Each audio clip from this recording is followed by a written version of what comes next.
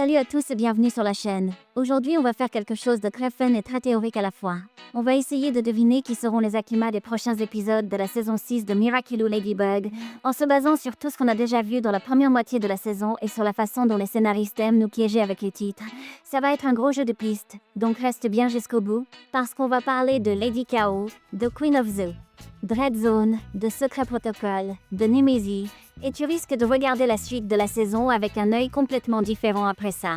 On commence avec un cas simple et frustrant à la fois, à Fairy Good Night, le fameux épisode dont le titre ne nous aide pas du tout. Là, honnêtement, tout est possible. Ça pourrait être un élève de la classe, un adulte, ou même un figurant qu'on a vu que 2 secondes. Parce que la saison 6 nous a déjà prouvé que certains titres ne révèlent absolument rien, comme Grand Yapé où tout le monde imaginait un bébé géant alors que l'acclimatisé venait d'un bus. Du coup, ce genre de titre, il faut juste l'accepter comme un mystère en mode on verra bien. Par contre, The Dirty Fear est déjà plus intriguant, surtout quand on se souvient que le patron de Miraculous Corp a dit que c'était l'un des épisodes qu'il attendait le plus. Le nom fait penser immédiatement à l'écologie, à la pollution, un peu comme Megalish, ce qui, sur le papier, n'est pas forcément l'idée la plus hypante pour le fandom, mais le fait qu'un producteur en parle comme d'un épisode clé laisse penser qu'il y a autre chose derrière, peut-être une acclimatisation collective, un groupe de gens en colère contre la dégradation de l'environnement ou contre une décision politique liée à Paris, d'où le titre pluriel, les feux sales. Ce serait un bon endroit pour montrer une Akima de masse, plusieurs personnes transformées en même temps, ce que l'on devine déjà dans le titre qui ne vise pas un individu précis. Ensuite, on a Roginarion, le titre italien qui clignote presque en disant attention, ça vient de la famille de Marinette. La seule vraie connexion italienne qu'on a pour l'instant, c'est Gina, la grand-mère de Marinette, que l'on a déjà vue en Befana dans les saisons précédentes. On peut imaginer que la série joue sur cette idée de reine de la régénération, une version améliorée de Befana, et qu'on se retrouve dans un épisode centré sur l'anniversaire de Marinette, comme on avait Tubular. Pour l'anniversaire d'Adrien et la Befana pour celui de Marinette en saison 1, maintenant qu'un nouveau cycle scolaire commence, ce serait logique que la série revienne sur ses repères temporels, et Roginarion pourrait être l'occasion de revisiter la dynamique entre Marinette et sa grand-mère avec une acclimatisation de Gina liée au temps qui passe, au fait de voir sa petite fille grandir et lui échapper un peu. On enchaîne avec 4 fixés, le titre qui fait paniquer ceux qui rêvent ou redoutent de voir Marinette acclimatisée. Beaucoup se disent que si elle doit craquer, ce sera dans un épisode dont le nom parle explicitement de réparer les cœurs, surtout dans une saison où la relation entre Adrien et Marinette est centrale. Mais la saison 6 adore justement casser nos attentes de fans. On peut tout à fait imaginer que l'acclimatisé soit quelqu'un qui se met entre eux, ou quelqu'un autour d'eux qui ne supporte plus de voir ses proches souffrir en amour, un ami, un parent, un camarade. Le titre ne garantit pas du tout que ce soit Marinette, et pour l'instant, avec tout ce qu'elle porte déjà sur ses épaules, ce serait presque trop évident, ce qui n'est pas la manière de fonctionner de cette saison. Chen Titan, lui, donne une impression beaucoup plus précise. Titre pluriel, notion de titan enchaîné, et immédiatement on pense au trio de bullies introduit récemment. C'est 3 nouveaux harceleurs qui n'ont pas encore été acclimatisés alors qu'ils font clairement monter la tension dans la série.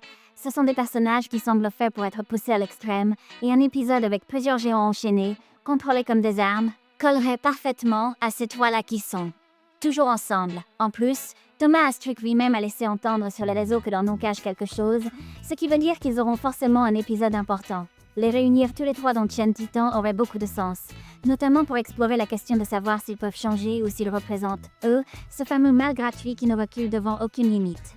Et vient ensuite Lady Chaos, le titre qui, pendant des mois, a fait dire à tout le monde c'est forcément Marinette. C'était logique, très symbolique, Ladybug sombrant dans le chaos, mais plus la saison avance, plus ça ressemble à un piège, surtout depuis que Nosekalix a reçu un Koigatama de Tiki dans Illustrato AT, comme si la série voulait nous dire quelque chose va arriver qui va toucher Marinette, donc on prépare déjà un volet. Pourtant, l'autre gros indice vient de la fin 2.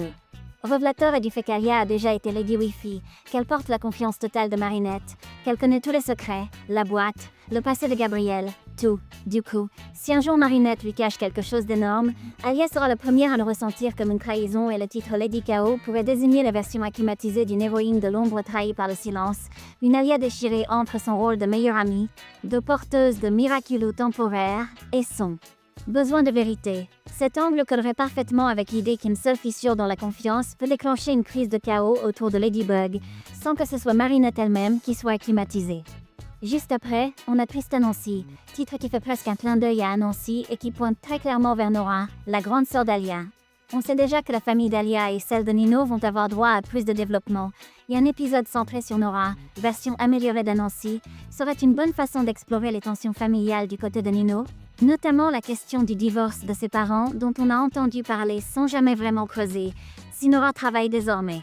Au cinéma d'André, comme on l'a vu dans la scène post-générique de Grand Diapé, on peut imaginer que ce soit là que tout explose, entre les criminels qui reviennent faire pression, la responsabilité d'un boulot où tout peut dégénérer, et la volonté de protéger ce qu'elle aime. L'acclimatisation pourrait alors toucher Nora dans un moment où elle se sent écrasée par tout ce qu'elle doit porter, et Tristan aussi serait son nom d'Akima. Queen of the Dread Zone, maintenant, est un autre cas qui a évolué avec la saison.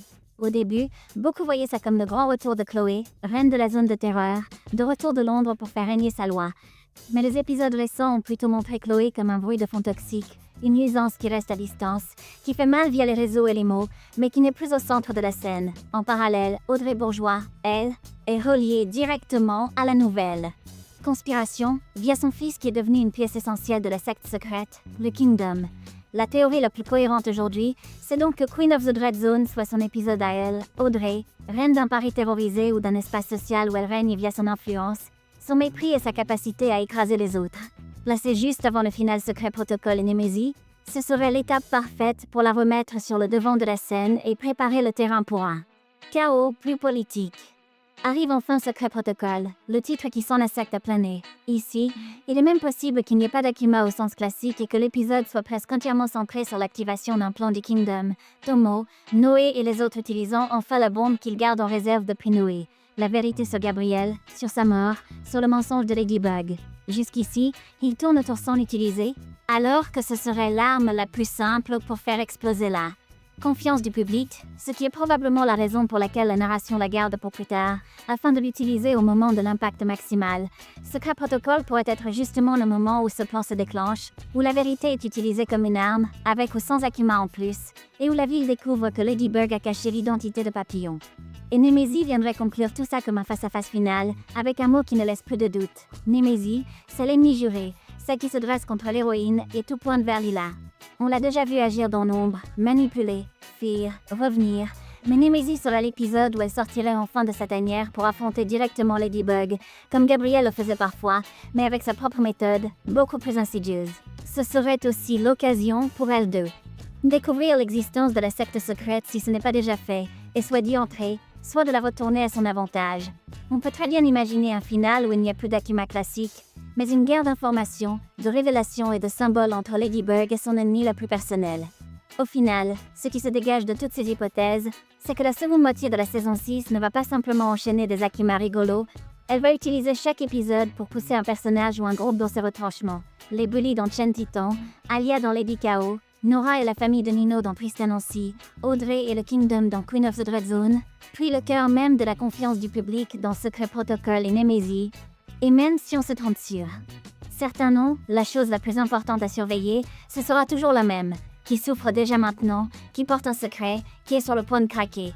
Parce que dans Miraculous, c'est toujours la quenelle Akima, et cette saison s'amuse clairement à nous faire croire une chose avec le titre, tout en glissant la vraie cible dans le décor, juste derrière un personnage que l'on pensait secondaire.